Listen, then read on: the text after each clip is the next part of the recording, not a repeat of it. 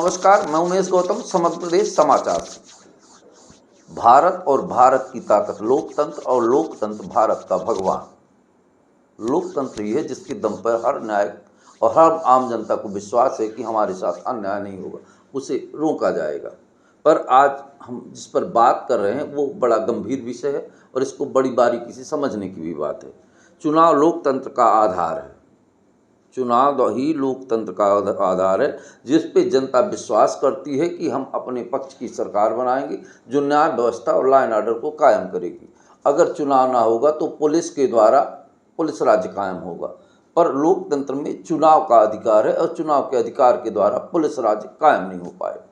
पर दुर्भाग्य इस बात का है कि वर्तमान समय में कुछ लोगों की गलती के कारण लोकतंत्र पर सवाल खड़े हो गए, जैसे चटुकार मीडिया का होना, हर जगह भ्रष्टाचार की गंध आना, पूरे प्रशासन तंत्र में भ्रष्टाचार ही भ्रष्टाचार होना,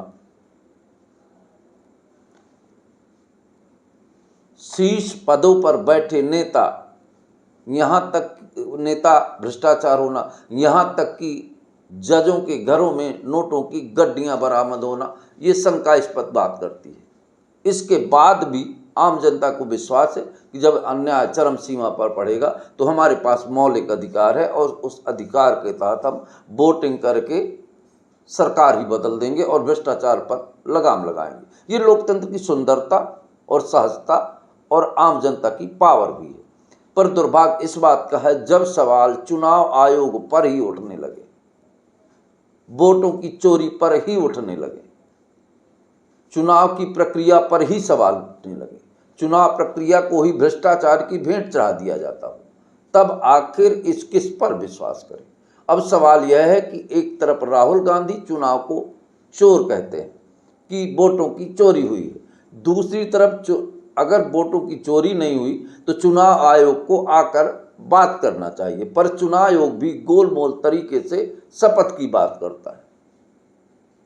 इसमें शपथ, अगर चुनाव आयोग ने गलती नहीं की तो राहुल गलती कर रहे हैं, ये देश की जनता के साथ बरगलाने का एक कारण बन सकता है। अगर चुनाव आयोग गलती कर रहा है तो ये देश के साथ सबसे बड़ी गद्दारी है, क्योंकि लोकतंत्र का मूल अधिकार वोट है। अगर वोट की चोरी होती है और वोट के साथ दगा होता है तो ये एक देश की बात नहीं, पूरे विश्व के लोकतंत्र के लिए खतरा है। और ऐसा करने वालों को तो 302 से ज़्यादा सजा देना चाहिए। 302 में तो एक व्यक्ति की हत्या होती है। लोकतंत्र पूरे राष्ट्र निर्माण की जड़ है और लोकतंत्र की हत्या जैसा किया गया है। अगर ऐसा हुआ है तो निश्चित तौर पर इस पर दोषी पाए जाने वाले व्यक्तियों पर कठिन से कठिन कार्रवाई होना चाहिए। अगर झूठा कोई फैला रहा है तो उसके ऊपर भी कठिन कार्रवाई होना चाहिए। इस बात को सरकार को, चुनाव आयोग को और पूरे देश की जनता को, जिसकी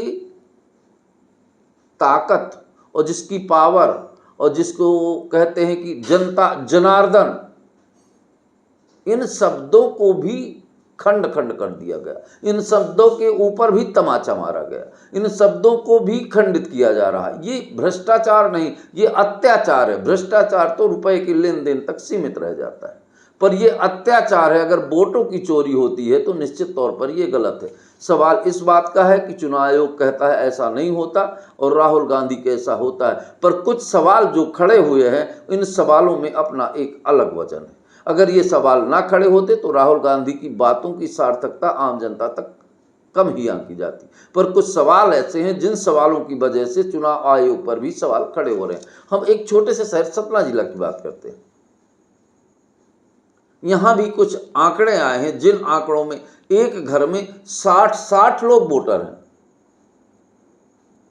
बचपई के पास सुहावल ब्लॉक नागौद क्षेत्र के अंतर्गत की बात कर रहे हैं।